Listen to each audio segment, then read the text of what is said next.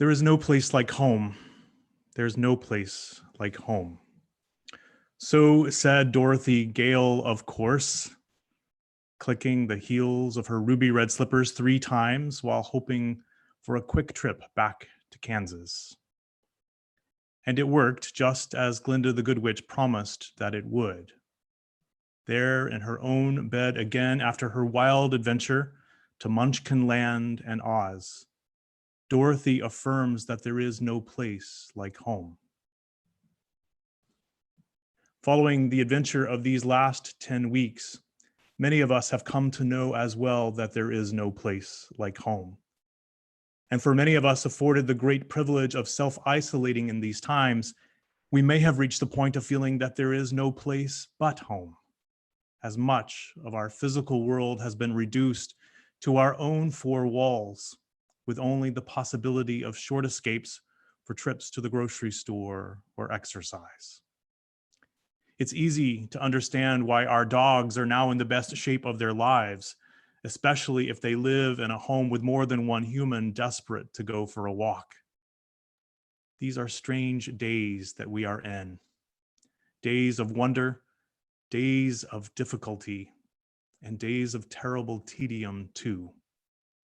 With standout moments along the way, if we're lucky, that have likely surprised us and taken us to places we never imagined going.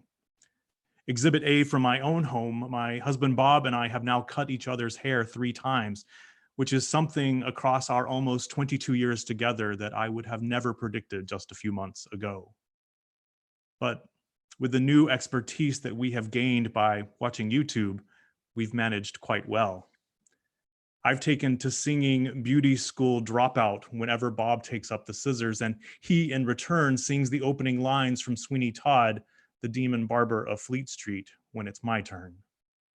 While it's worked out well enough, by which I mean we both still have both of our ears, we're both quite clear that we will be very glad to return to our own barbers when this is all over.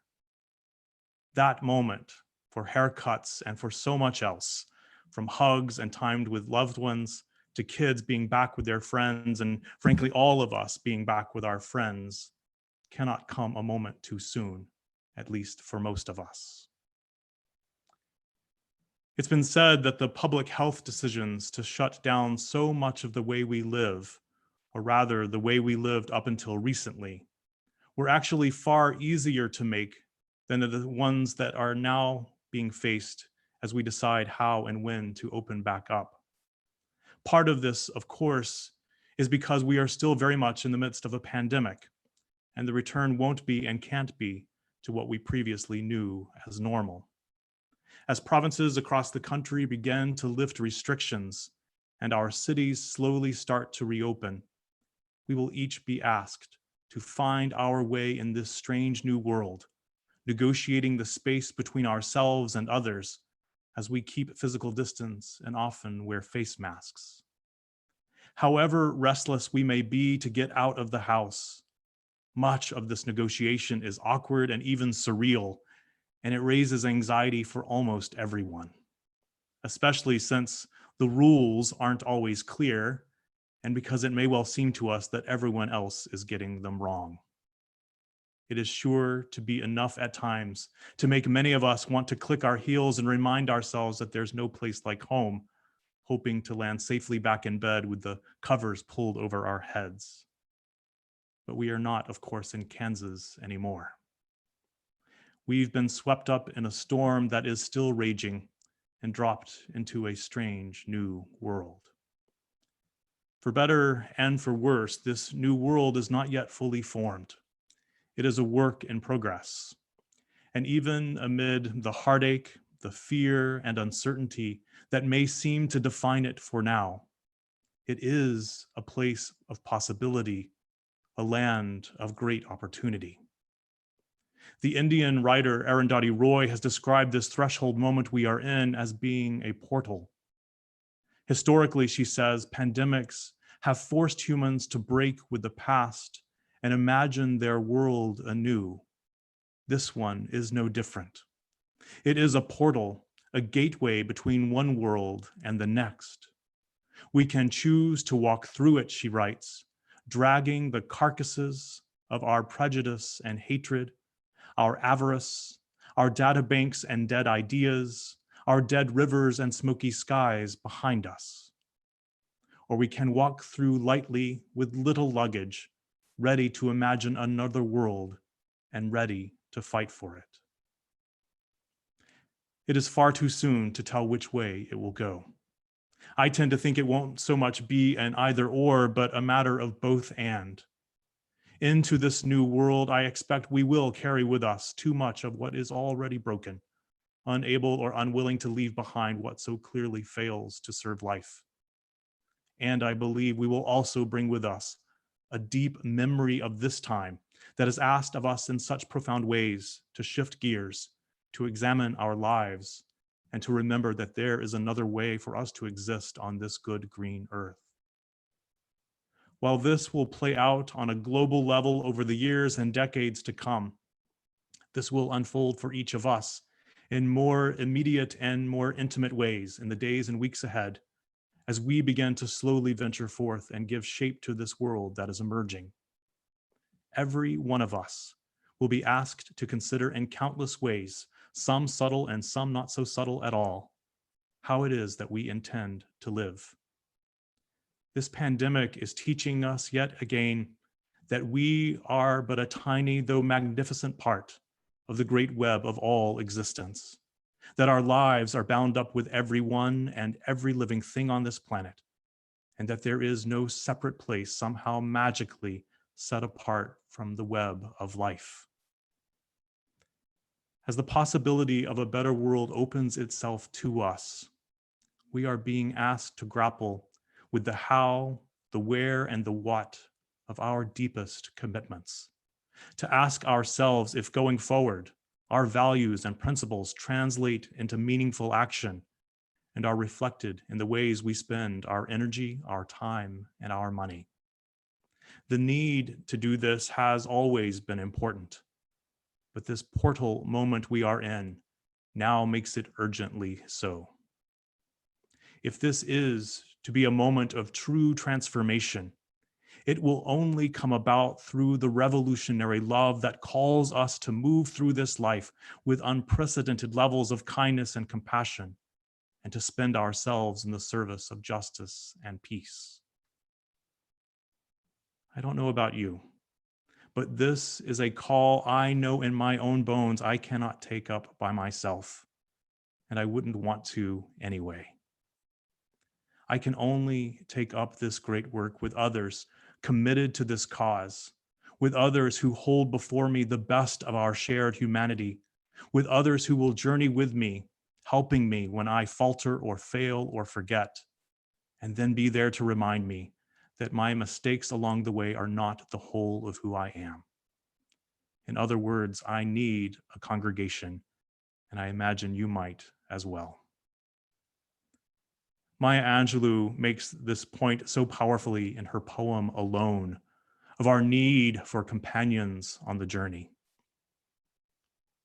Lying, thinking last night how to find my soul a home, where water is not thirsty and bread loaf is not stone, I came up with one thing I don't believe I'm wrong, that nobody but nobody can make it out here alone. There are some millionaires with money they can't use.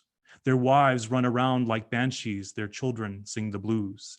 They've got expensive doctors to cure their hearts of stone, but nobody, no nobody can make it here alone. Now, if you listen closely, I'll tell you what I know. Storm clouds are gathering, the wind is gonna blow. The human race is suffering and I can hear the moan, 'cause nobody but nobody can make it out here alone. Friends, we need one another now more than ever.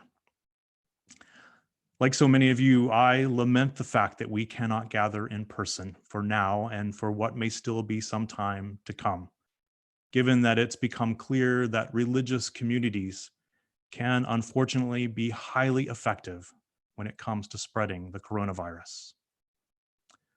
Along with so many of you, I miss seeing one another face to face.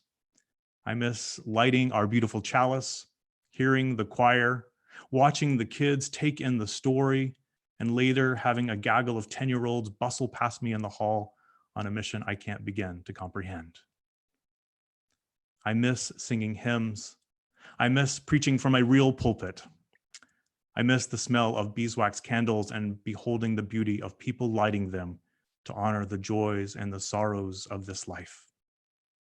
More than anything, I miss the handshakes and the hugs and the countless ways we renew the sacred ties that sustain us as a congregation week after week.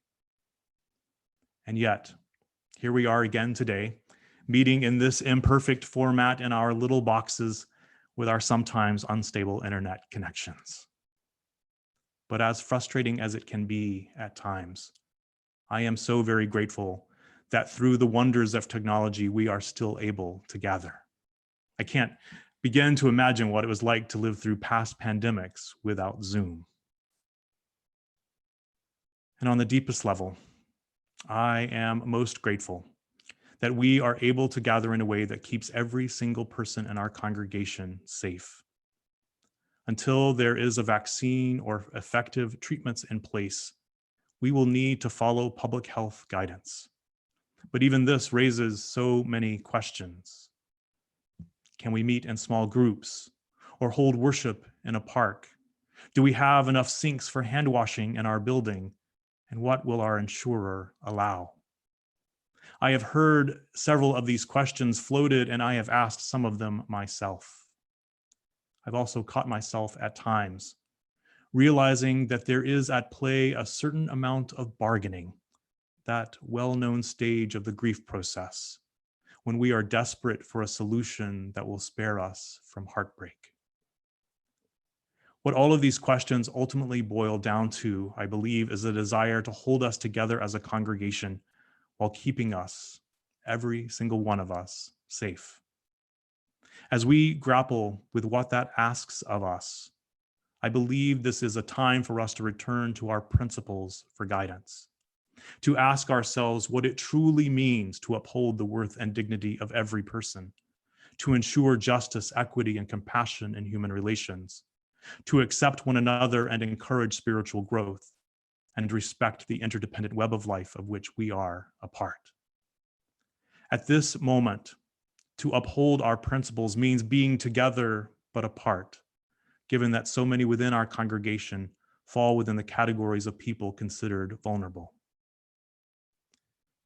As Unitarians, we have a long tradition of being held together not by the shared beliefs of a single creed, but in covenants that name how we intend to be in relationship with one another and the world.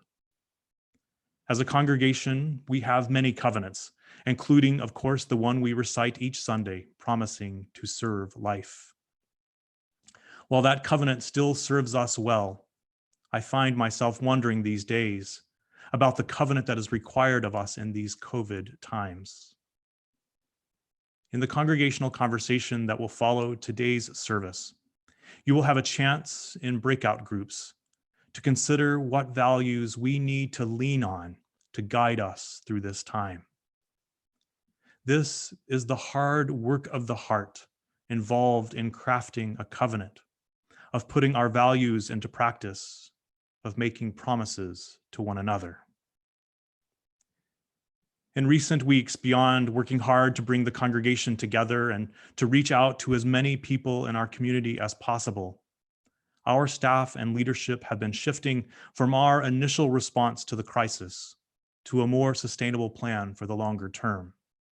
The staff is creating new online programs and worship services, as well as different landing places beyond Sunday mornings to help hold us all together. This is a time for creativity and innovation, and it is an opportunity, a time filled with challenges. But most of all, it is an invitation to make real the values that we profess in the service of love and justice, even in these extraordinary times, and especially in these extraordinary times. In the chant that we often sing, "Return Again," the lyrics call us to return to who we are, to what we are, to where we are, to return again and again to the home of our soul. In these trying times, there is no place like home, and there is no place like the home of our souls. As we enter this new world, may we help to build that home for one another as we travel together in hope toward a brighter day. May it be so. Amen.